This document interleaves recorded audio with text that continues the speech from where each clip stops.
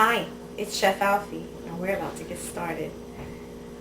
Today we'll be cooking pork loin stew. So we're on a package of 6 pork loins. 1, 2, 3, no, 5, sorry. But this will feed a family of 6. And what I'm going to do is I'm going to clean it, I'm going to cut it up a little bit, and then I'm going to start preparing it. So I've cut up the 5 pieces for 6 people, and I made them into pieces like this. Some of them have bone, and some of them are boneless. And so pieces would be sort of like this. As you're cooking, it'll shrivel up just a little bit but nonetheless, this is how we want to get started. Pieces like this. So now we're using 5 bay leaves, 6 tablespoons of canola oil, and we're about to get that nice and brown before we get started in adding our meat.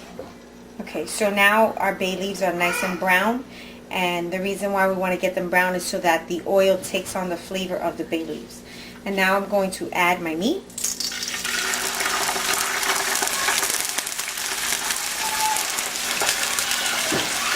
flame is a little bit low, but it's kind of sparkling. It's because of the little excess water that might be in the oil.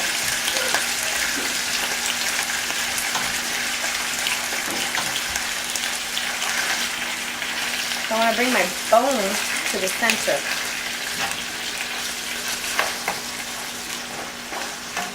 Because the pieces of meat that are without the bone cook a lot faster. And the ones with the bone take a little bit more time. So we're going to add that. And what we're trying to do is get that nice and cooked up and browned up a little bit on both sides so that we can recook it with the stuff that we're going to add to our stew. So I'm trying to push over so that way we have, and it seems like it's a lot of meat, but enough to feed a family of 6.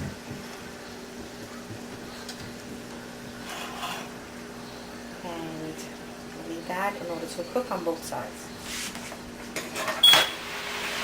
So now we're about to we're browning the meat for about 20 minutes, and we're about to add 3 of the spices in order to get it fortified with some of the flavors. So I'm going to be adding some onion powder, some oregano, and I'm going to be adding some Jane seasoning, which has garlic and black pepper, salt, and some parsley. There's enough to cover, which is about 3 tablespoons. I'm saying tablespoons, and it sounds like a lot, but it really isn't when you want your seasons, your meat seasoned up just right. Now we're going with the oregano. And this is loose oregano. You buy in a bag, a full bag of loose oregano for $1. And so I'm going to take about the same, 3 tablespoons.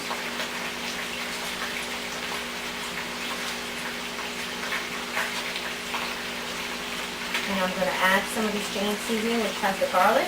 This is chunky. Mix up. And then I'm going to add the Greek seasoning, which also has the red onions in it, dried red onions. And so you can hear that bubbling and frying up. We're going to brown it up a little bit more. We're going to turn it a little bit more, and then we're going to start adding it to the next pot we're going to be using in order to stew it. First thing is frying, making sure that you get, remember, pork has a number of different bacteria. So, okay, so as you see that it's nice and seasoned on one side, and when I flip it over, it will have whatever season has fallen into the oil to be able to season the other side. And what we want to do is be able to cook it, because pork has bacteria agents that need to be cooked through and thorough enough to make sure that it's not going to cause any illnesses or anything like that. So what we're going to do is now flip it over, and what we have is a nice brown edge. Here we go. Crispy brown, but not enough to make it dry. We can lower the flame a little bit. Let's get it brown on the other side, and we're going to be transforming it into our stew. And the next pot that we're going to be using are all our seasonings and wholesome goods of tomatoes and onion and garlic and so forth. So we transferred the pork loins into a straining pot in order to get the excess oil off of it. And I'm now beginning a new pot with some oil to cover the bottom of the pot, and then added some bay leaves. And what we're going to do first is fry a whole white onion with some sweetness, about that size, baseball full.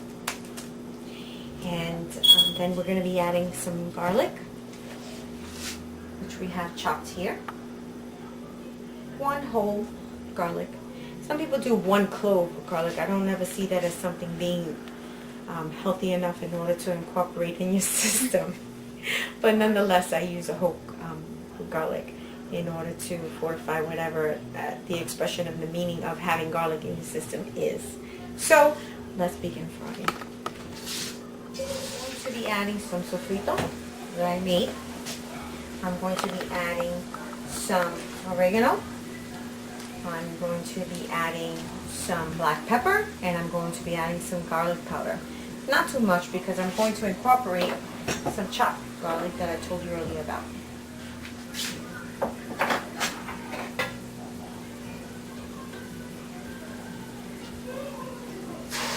Eight large spoons, which this is about considered 2 tablespoons.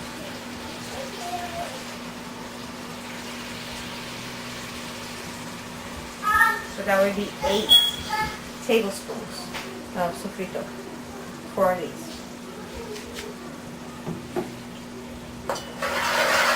Put that in there, incorporate the onions with the sofrito.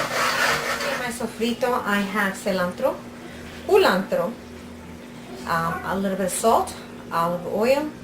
I have onion, I have garlic. I even added scallions this time around. And I added ayecitos de dulce. Okay, so now this is a whole garlic. So what you would do is you would smash, crash, or whatever in order to get the cloves of garlic that are in this one whole, and chop it up, roughly chop, and then you would add it into your sofrito. Sofrito already has a mixture in there that I want to incorporate more. Okay, so as you can see, it's cooking up. We want it a little bit brown. The excess oils are coming out of this. I want to fry it up a little, and I want to add about 2 tablespoons of onion powder. Mix that in there. Every time you add seasoning, what it does is it soaks up the oil, so it won't be as much. But this is good. What I want to do is brown it up a little. The sofrito, I want to brown up a little bit before I start incorporating my pork loin in order to soak up the flavors that sofrito has.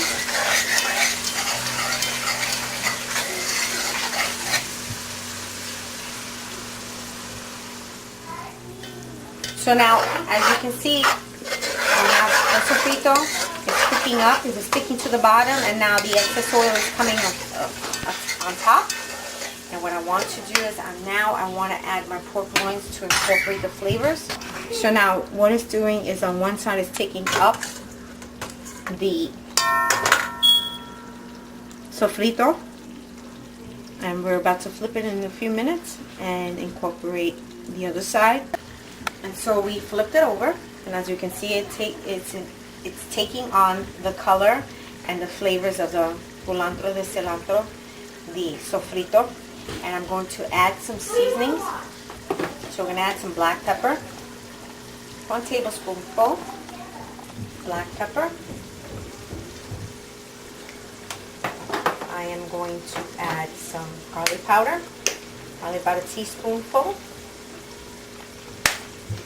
I am going to add my favorite Hungarian paprika.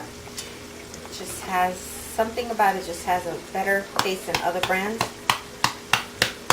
And we're going to add about a teaspoonful and a half. Now we're going to add this sazon, which is going with con achote y cilantro. And we're at about 3 packs in order to get that saltiness, that flavor. Okay, so I've added some red sauce that I will incorporate in a little bit, but whatever's left over I added some water to, and that's probably about 1.5 cups. And so I'm going to add it to my stew right now, because what I wanted to do is take in some of the water and some of the flavors and actually soak in there before I start the process of the sauce.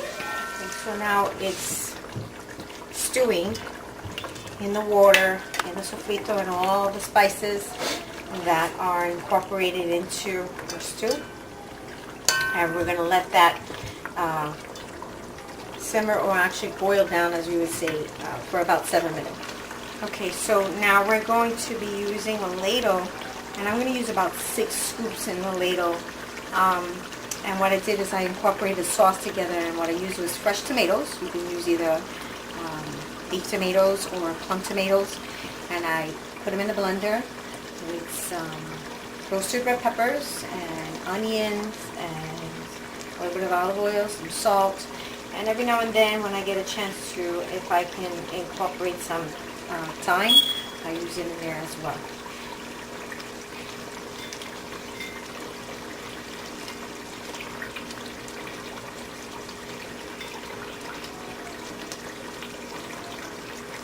Let's put 4 for now and stir that in.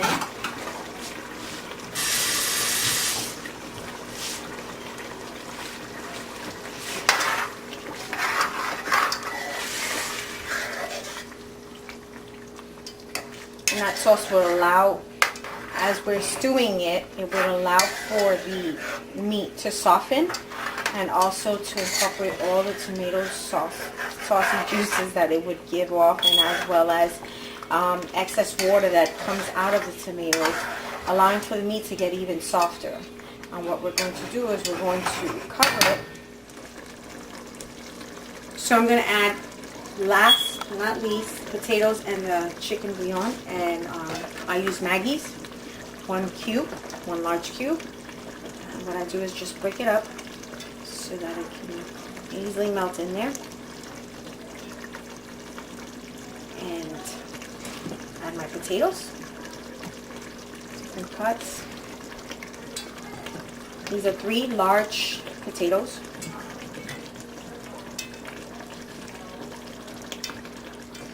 I'm going to mix that once, cover it, and once the tomatoes are soft, the stew is done.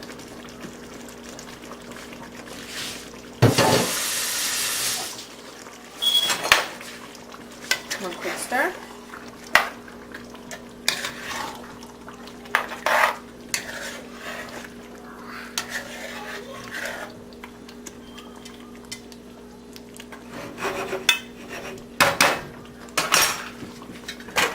So now your stew is done, your potatoes cooked.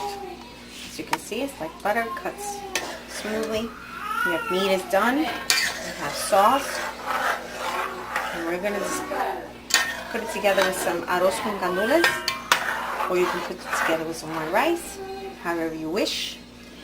We're going to enjoy this meal as pork loin stew with arroz con gandules and a slice of avocado or aguacate.